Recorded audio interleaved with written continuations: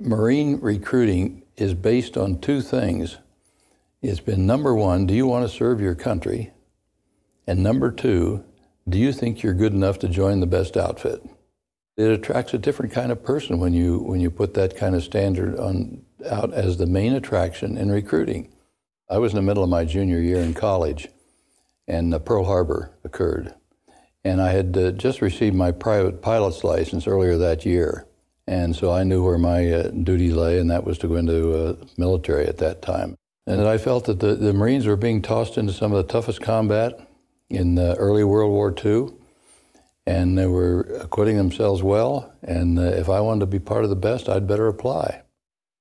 All Marine pilots go through naval aviation training, and at that time, in the middle of World War II, about halfway through advanced training, you could apply if you wanted to get your commission in the Marine Corps.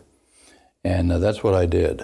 After I was out of flight training, we trained for, was first sent to Cherry Point on the East Coast, but then to the West Coast, and joined a squadron there. Then we were training for the invasion of Japan, and then went back out in the Korean War. And that's where we worked as the Marine Air Ground Team, and it was a very close-knit organization.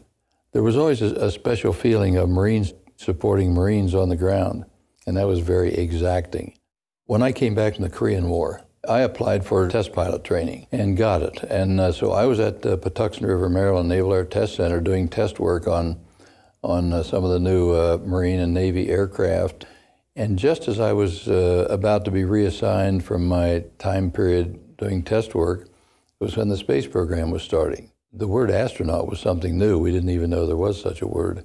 There hadn't been that kind of word when I was a kid or growing up in Ohio. But the space program was just starting, and when they put out their criteria for the type people they wanted, why, I seemed to have all the qualifications that they were looking for. My combat experience in the Marine Corps in the Pacific was a factor, because they wanted people who had worked under stress and duress and had come through okay, and finally resulted in 7 of us being selected. Out of that 7, there were 3 Air Force and 3 Navy and 1 Marine, and so I represented the Corps in that first group. Now, in this new area of space we were going into, I used that same approach I'd had in the Marine Corps. In learning about every single system that you could learn about on the spacecraft. And where you thought there was some problem with it, suggest a change to that particular system, just as I had done on aircraft in test flying. I was very proud to be able to participate in some of those early days and made the first orbital flight for this country. Let's just say that my Marine background and training and all gave me a dedication to trying this new area that we knew so little about. I wasn't behind anybody else in dedication, I know that. That kind of a dedication is something that's just expected in the Marine Corps, and it becomes a way of life. And I think that's something that I had that maybe was an edge going into this. In the space program, I was still in the Marine Corps. I was in the Marine Corps, but assigned to NASA for space flight. So the same kind of dedication you have to things in the Marine Corps, whether it's cooperative work in flying in a squadron, or supporting the ground, or whatever you do there as part of a team, I was transferring that kind of background I'd had into the astronaut program, and I think it fit very, very well. I thought one of the greatest things you could ever do would be to run for public office. Never thought that I'd ever be able to do that myself, but as it turned out, when I was leaving NASA, decided that maybe that was something that I could do. Well, I did make it then, was elected, and then served 24 years in the Senate. I was on the Armed Services Committee and worked closely with people in the Marine Corps, as well as the other services, of course, to see that we maintained the security, the forces that we needed. You're really required in the Senate to bring to bear your background, your experiences in dealing with everything that makes this country go. I guess it required some of that Marine Corps-induced drive to stick with some of those objectives and bring them through, but I'm proud of that service.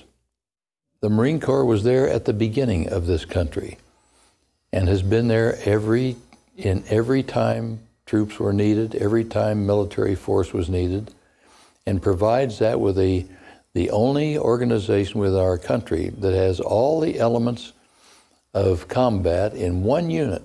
And it was formed to protect this country, and that's what Marines are proud of. And it's a proud heritage that every Marine today wants to continue. Marine Corps tradition is something very special among military services, and it's very, very real. There's no military service has a longer, illustrious combat record in representing this country and standing up for what this country is than the Marine Corps. First to fight is not just a slogan, it's something that the Marine Corps is the most ready organization normally than any other service.